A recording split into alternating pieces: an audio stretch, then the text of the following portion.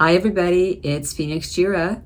I am back with a new video, and this time I'm discussing a trip to the local Red Robin and some shocking revelations that came from that visit. So I went to the local Red Robin with my husband a few days ago, hoping for one of their delicious hamburgers.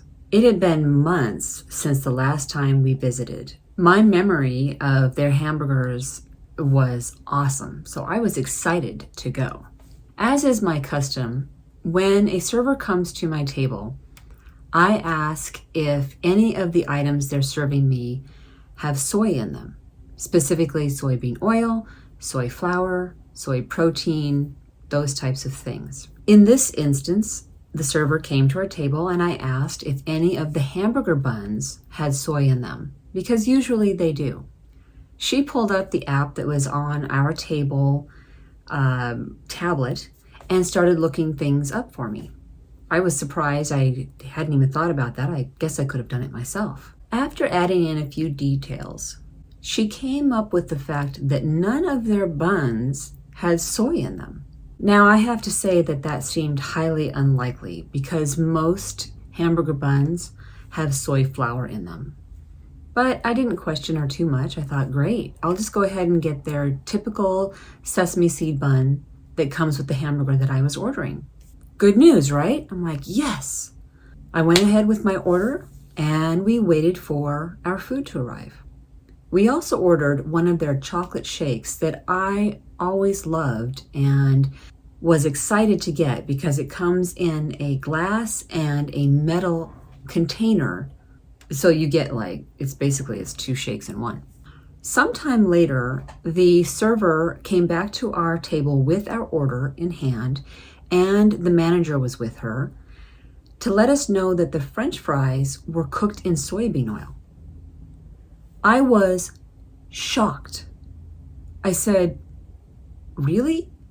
Are you sure? As if they wouldn't know. And they're like, yeah, we cook them in soybean oil. So I said, well, what about onion rings? And they're like, no, we cooked those in soybean oil as well. And by the way, the mozzarella sticks you ordered were also cooked in soybean oil. I was flabbergasted. I'm like, what? Why? So they proceed to try and figure out what I can eat instead. And the only two side options they had for me to replace French fries or onion rings or mozzarella sticks or anything like that was a side salad or broccoli. No. Even if I wanted a salad, more than likely the salad dressing would also have soy in it because it's usually made with soybean oil. Now, when I looked it up on their site, it claimed that it wasn't made with soy in it, but I again find that to be very unlikely. So that was the beginning of a rather disappointing dinner. The hamburger was less than satisfying, and actually it wasn't the hamburger, the meat, but instead the guacamole that they put on it. It didn't taste like what I believe guacamole should taste like. Then the chocolate shake came. And sadly, it didn't taste very chocolatey. It just wasn't very satisfying. And one might say, well, by now you're just kind of bitter about it. If I'm going to eat chocolate, it better be damn good. Otherwise I'm just, putting yucky chocolate into my body that's just going to end up on my hips. Now, by the time they told me the mozzarella sticks were cooked in soybean oil, I had already had 2 or 3 of them. Luckily, at this point in my life, I do not have horrible effects from eating soy. In other words, I'm not going to end up in the hospital. But the restaurant doesn't know that. And everyone knows that soy is a major allergen, right? So how does soy affect me? Well, I get intense, sharp pains throughout my stomach and intense, sharp pains up and down my spine. On this occasion, I arrived at the restaurant with a headache already. So I can't say, oh yes, the soy gave me a headache. But when I was leaving, my headache was far worse than it was when I got to the restaurant. I decided to do some research once I got home, and I pulled up the website for Red Robin looking for the same information that the server found while I was there. Sure enough, I found the information on my own from home. On the website, I clicked the dot next to the word soy and proceeded to look at all of the things that I could eat having a soy allergy.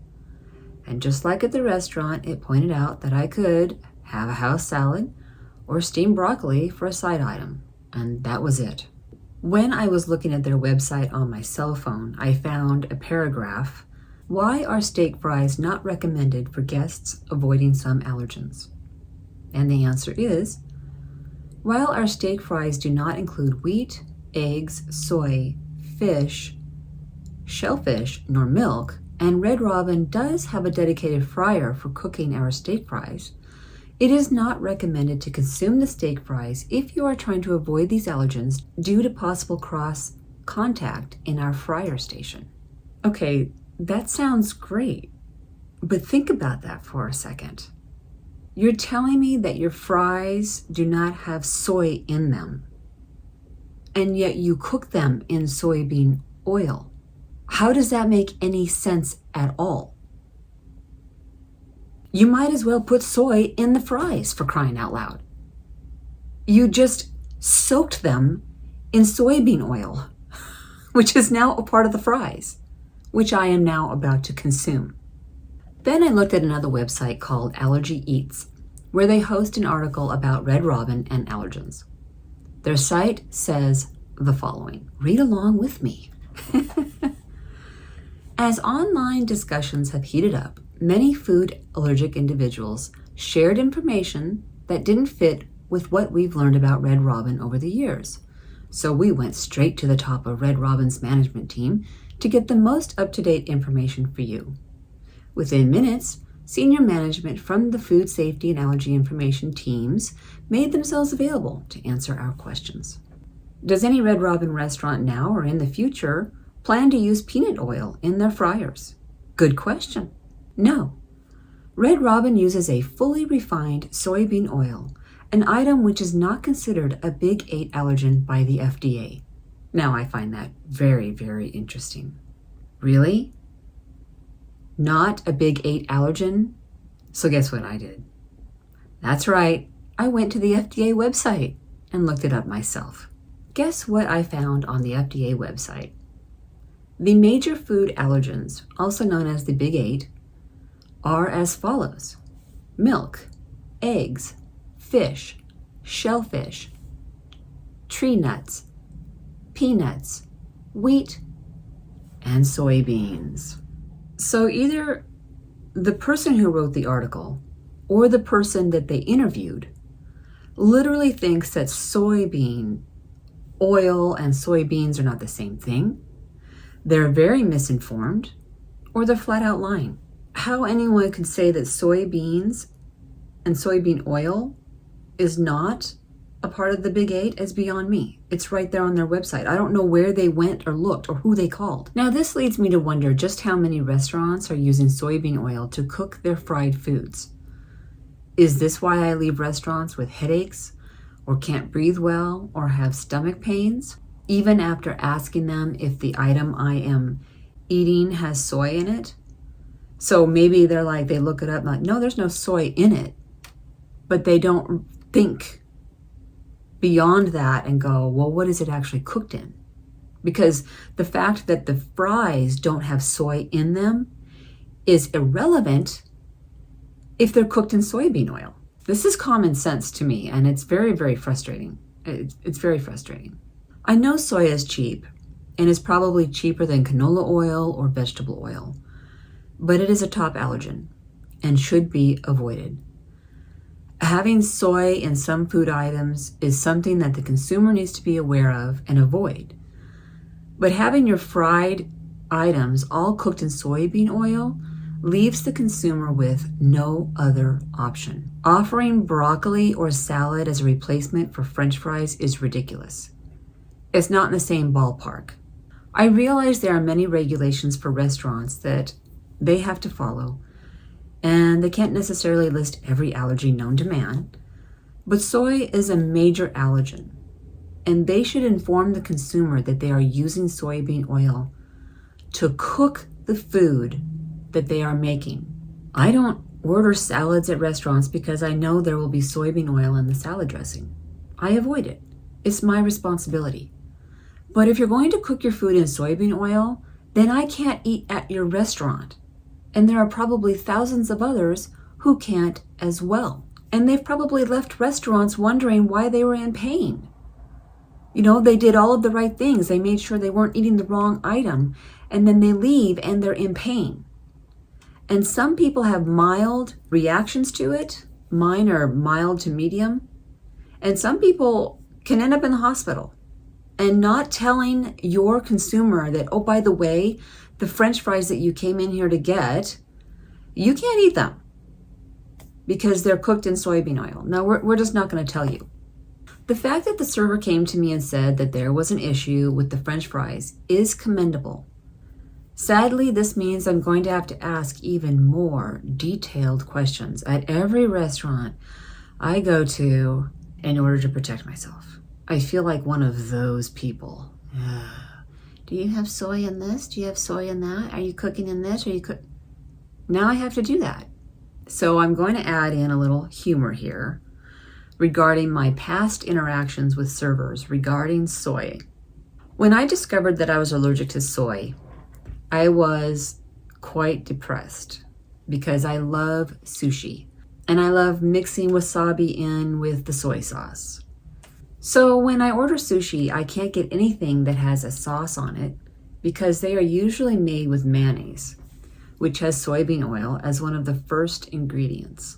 And I can't get eel sauce because eel sauce is made with soy sauce. So inevitably, I'll tell the server, I can't eat soy. So here's the funny part. This is what they'll ask me. These are the two questions that I get inevitably. Would you like some low sodium soy sauce? No, thank you. Would you like some gluten-free soy sauce? I'm like, no. What I want to say is, do you have soy-free soy sauce? Because I'm allergic to soy, not gluten, and not the salt. What's even funnier is even after I've told them that, sometimes they'll bring me the soup that has soy sauce in it, and I'll just be like, I'll set it aside. Or they'll bring me a bowl of edamame. I know the word soybean and the word edamame don't sound the same, but it's still soybean. So it doesn't matter what language it's in. I can't eat it. Thank you. There is one lady at a local restaurant that I go to quite often who automatically brings me low sodium soy sauce. And I just accept it. She knows that there's something different about me, something special about me and soy sauce. And she's doing her best. And I'm okay with that. At least she's trying and she remembers me and she knows that there's something and she's trying.